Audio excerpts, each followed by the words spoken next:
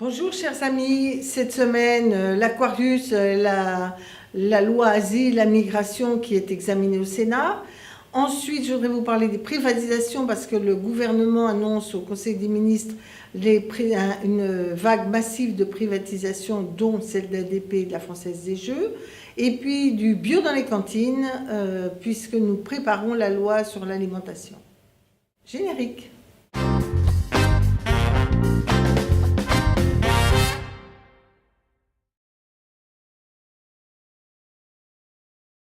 Alors, concomitance des situations, on a tous suivi l'affaire de l'Aquarius qui est enfin arrivée à Valence en Espagne, et on peut féliciter le gouvernement espagnol et la population espagnole d'accueillir et d'avoir le sens de l'humanitaire, ce qui manifestement semble manquer terriblement partout en Europe et même en France, où, je l'ai déjà dit, je trouve inacceptable qu'Emmanuel Macron n'ait pas proposé l'arrivée de ce bateau dans un port français. Il faut évidemment distinguer le réflexe humanitaire, quelqu'un en détresse et qu'il faut accueillir, de l'application d'une loi qui doit être appliquée dans tous les cas de figure, la loi asile d'un côté, ce qui est un cas particulier, et par ailleurs le traitement qu'on fait de l'immigration. Alors la loi asile va arriver au Sénat. Il est à craindre que les sénateurs ne débordent pas d'humanisme pour essayer de rectifier le tir que le gouvernement a manifestement fait dévier vers la droite pour durcir les conditions d'accueil des droits d'asile. J'ai déposé de nombreux amendements avec le groupe socialiste.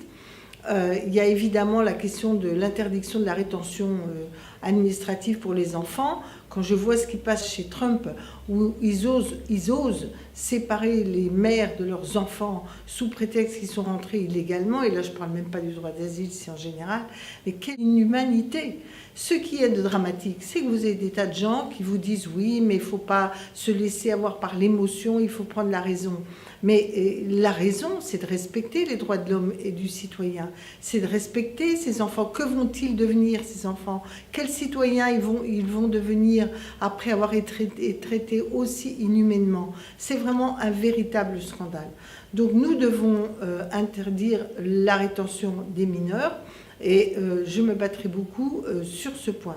Au passage, quand on commence à rendre les gens, insensibles au nom de je ne sais quelle raison d'État, au nom de la raison du fait qu'on ne peut pas accueillir toute la misère du monde, quand on commence à accepter que les gens soient blindés devant l'injustice humaine, la maltraitance d'un certain nombre de gens, le non-respect des droits de l'homme, ne croyons pas que nous allons nous être dispensés de cette attitude. C'est dans nos sociétés que ce non-respect des droits de l'homme, ce peu d'attention à l'humain va finalement s'imposer. Et ça, c'est gravissime. C'est comme ça que dans les années 30, on a habituer les gens à l'inacceptable, qu'on a accueilli les réfugiés espagnols dans de très mauvaises conditions. Et puis, quand l'inacceptable est arrivé, ils ont été une toute petite minorité à se dresser contre cet inacceptable. Donc vraiment, ce n'est pas qu'une question technique, c'est une question de projet de société, de conception de nos valeurs, de l'idée qu'on se fait de la République et des droits de l'homme et du citoyen. Alors dans la PJL, projet de loi Asile-Immigration, il y a d'autres sujets nombreux. J'aurai l'occasion de faire le bilan du débat et vous verrez les vidéos de ma participation au débat. Mais je voudrais insister sur un amendement qui a été déposé par Jean-Yves Lecomte et le groupe socialiste, qui ouvre une brèche sur Dublin et qui dit quand les gens arrivent, par exemple en Italie ou en Grèce, et qu'ils n'ont pas dans ces pays-là demandé l'asile, alors, même s'ils sont arrivés dans ces pays, on autorise leur demande d'asile en France. Ça ne veut pas dire qu'on va l'accepter, mais ça veut dire que quelqu'un qui est arrivé ailleurs qu'en France, qui n'y a pas demandé l'asile, peut demander l'asile en France, et évidemment, on examine son état. C'est un nombre énorme de ce qu'on appelle les dublinés qui pourraient être ainsi réglés. Et je le rappelle, ça n'est pas contre la loi, puisque les conditions d'asile seraient évidemment examinées en toute indépendance. Voilà. Et la dernière chose que je voudrais dire, mais on aura l'occasion d'en reparler, c'est qu'il ne faut pas faire comme si l'immigration n'allait pas, là je ne parle pas de l'asile, mais même au-delà de l'asile, les immigrations n'allaient pas se poursuivre. La vraie question, c'est qu'à force d'attendre Tous les jours, on nous dit oui, il faut être plus répressif, mais il faut aider les pays du tiers-monde à se développer. Où est l'argent pour développer le tiers-monde?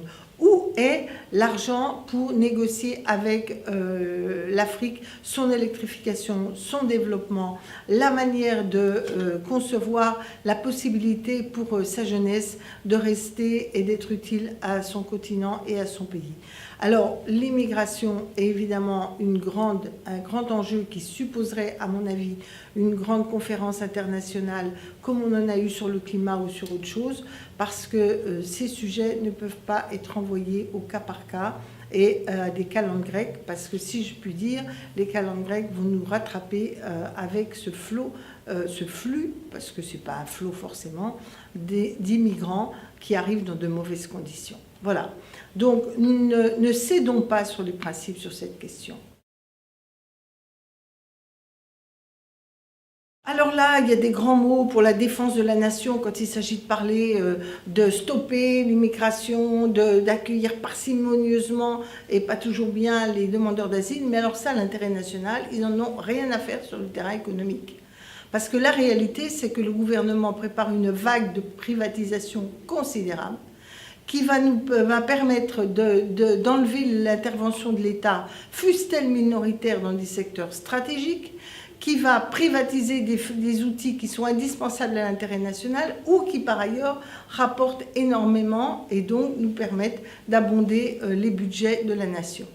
Et je propose donc qu'on ait une grande mobilisation nationale contre la décision qui vient d'être annoncée par le gouvernement d'engager cette vague de privatisation. Je crois qu'il faut qu'on ait une campagne partout pour s'opposer aux privatisations, demander à ce que l'État demeure présent dans un certain nombre de secteurs clés. Évidemment, tout n'a pas besoin d'être nationalisé à 100%. Dans certains cas, c'est utile, dans d'autres, non. Mais par exemple, quand on enlève à Thales, ANJ, je rappelle qu'on nous avait dit que jamais GDF n'aurait un capital privé. Hein, ça fait penser à la SNCF, hein, un peu de mémoire. Parce qu'au début, non, ça va rester public, puis après, boum, boum, on finit par vendre ce patrimoine. Donc, il y a des secteurs qui doivent rester à 100% publics. Il y a des secteurs où l'intervention, fût-elle minoritaire de l'État, est utile. J'ai parlé de Thales, je pense du secteur clé de la technologie. Pourquoi c'est utile? Parce que ça permet à l'État de voir ce qui se passe et d'éviter des délocalisations ou des spoliations de brevets, etc. Alors là, les premières annonces concernent ADP et la Française des Jeux et ENGIE. Donc ADP, il faut se rappeler que les aéroports de Paris sont des lieux d'entrée. Alors on nous fait des pipeaux sur les frontières, mais si c'est un opérateur privé qui gère ça, vous voyez un peu le bazar entre les exigences de sécurité, les contrôles aux frontières, plus l'intervention privée. Deuxièmement, l'aéroport de Paris est hyper bénéficiaire. Mais pourquoi elle est hyper bénéficiaire? Il y a des valorisations immobilières, les magasins, les lieux pour les bureaux, mais il y a beaucoup les taxes payées par les compagnies aériennes. Sauf que les taxes françaises sont très élevées. Et alors on nous dit « Ah, Air France est déficitaire ». Mais Air France est pénalisée par un haut niveau de taxes aéroportuaires qui ont été votées pour abonder les fonds d'aéroports de Paris. Alors que, par exemple, on nous donne toujours l'exemple de KLM, où effectivement, à Copenhague, ils ont baissé le prix des tarifications aéroportuaires. J'attends que le gouvernement soit en situation de pouvoir imposer un opérateur privé à qui il a confié la gestion, puisque c'est l'aéroport de Paris sera privé. J'attends de voir comment ils vont accepter de baisser les tarifs. Or, c'est des choses essentielles. Pouvoir être maître des tarifs aéroportuaires est une question essentielle. Donc, pour la sécurité, pour le développement du transport aérien et notamment des compagnies nationales, nous n'avons aucun intérêt à privatiser ADP. Et par ailleurs, on exporte beaucoup tout en étant public. Et par ailleurs, ADP est rentable. Donc on arrête. Il s'agit là de faire comme les autoroutes, de faire du cash en nous prétendant faire des accords futurs. Vous avez vu les péages. Hein, on nous annonce non, on ne va pas augmenter les péages, puis ils augmentent. Voilà. Donc aéroport de Paris, c'est un vrai scandale. Il faut s'y opposer. À la Française des Jeux, on peut se dire on s'en moque. Non, ben non. Parce qu'il y a une certaine éthique du jeu. Il y a des choses à vérifier. Il y a à valoriser le fait qu'on ne pousse pas l'addiction, qu'on ne fasse pas des jeux sur n'importe quoi. Bref, et par ailleurs, ça rapporte. Je ne vois pas à quoi ça sert de vendre du capital qui ramène tous les ans des budgets de l'argent dans le budget de l'État. C'est la même chose, fusil à coup. On se prive de recettes dans la durée pour avoir l'illusion d'atteindre les 3% de déficit que nous impose l'Union européenne et qu'on a accepté anormalement. Voilà, donc j'ai pris ces deux exemples, il y en aurait d'autres, et je proposerai et je suivrai avec vous le lancement d'une grande mobilisation citoyenne contre le fait qu'on brade le patrimoine national, contre le fait que l'État baisse le capital public. Parce que qu'est-ce que ça veut dire? Ça veut dire nos industries, nos entreprises, elles sont de plus en plus majoritairement détenues par des capitaux privés et des capitaux étrangers.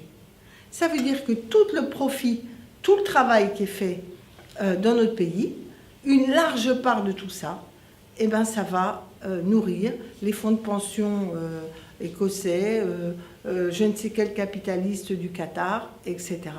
Alors que nous aurions besoin que la richesse produite dans notre pays soit au maximum utilisée pour investir dans l'avenir ou pour redistribuer. Voilà.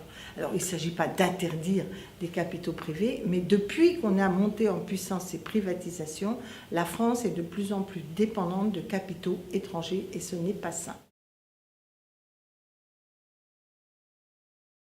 Alors, chers amis, je voudrais vous parler du bio dans les cantines. Pourquoi? D'abord, parce que la loi sur l'alimentation va venir, mais c'est seulement dans 15 jours. Mais je ne sais quelle mouche a piqué le Sénat, en tout cas sa commission économique et sa commission développement durable. Ils ont supprimé la partie de la loi, en commission, on va pouvoir vanter en séance publique, la partie de la loi qui impose 20% de bio d'ici 3 ou 4 ans. Bon, voilà. Donc moi, il y a un an, quand j'étais candidate à la présidentielle, en tout cas la primaire pour la présidentielle socialiste, quand j'étais candidate, j'ai proposé des propositions de la gauche concrète. Et dedans, il y avait une proposition qu'à la fin du quinquennat, on est 100% bio, local, national. En clair, que dans toutes les cantines, on ait l'exigence de monter au maximum le bio, surtout de favoriser les circuits courts et la production locale, et aussi de manger, nos enfants doivent s'habituer à manger en fonction de la saisonnalité, et la troisième idée nationale, avec une exigence de retrouver l'hyperqualité pour tous, et pas seulement pour une petite minorité, parce que ça fait partie de la culture française, la gastronomie, le bien manger, et par ailleurs, c'est une certaine vitrine de notre pays.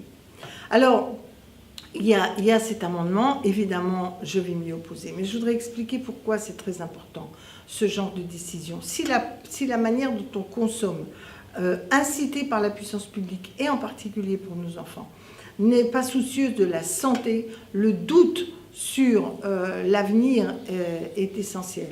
Regardez le nombre d'analyses qui montrent qu'on a dans nos cheveux du pesticide et autres. On ne peut pas laisser cet avenir-là à nos enfants. Il y a évidemment l'équilibre de la planète, la qualité de l'eau, la qualité des sols qui commencent à s'user. Il y a aussi le changement climatique qui intervient dans tout cela. Donc c'est vraiment un enjeu environnemental majeur, mais c'est aussi un enjeu économique et social. L'agriculture française doit évoluer. Il faut que nos agriculteurs vivent dignement, qu'on arrête à faire la course au moins cher, au plus rapide, etc. Il faut valoriser une agriculture de qualité, une agriculture saine, une agriculture exemplaire.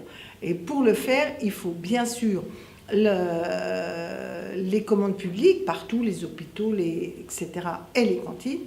Et il faut aussi que les aides de la politique agricole soient des aides qui assurent cette mutation et un niveau de vie correct à nos agriculteurs. Enfin, je plaide pour la souveraineté alimentaire, reconnue comme un critère décisif pour faire obstacle au libre-échange généralisé qui nuit à la qualité de la nourriture et qui nuit au développement d'agriculture vivrière au sud comme au nord.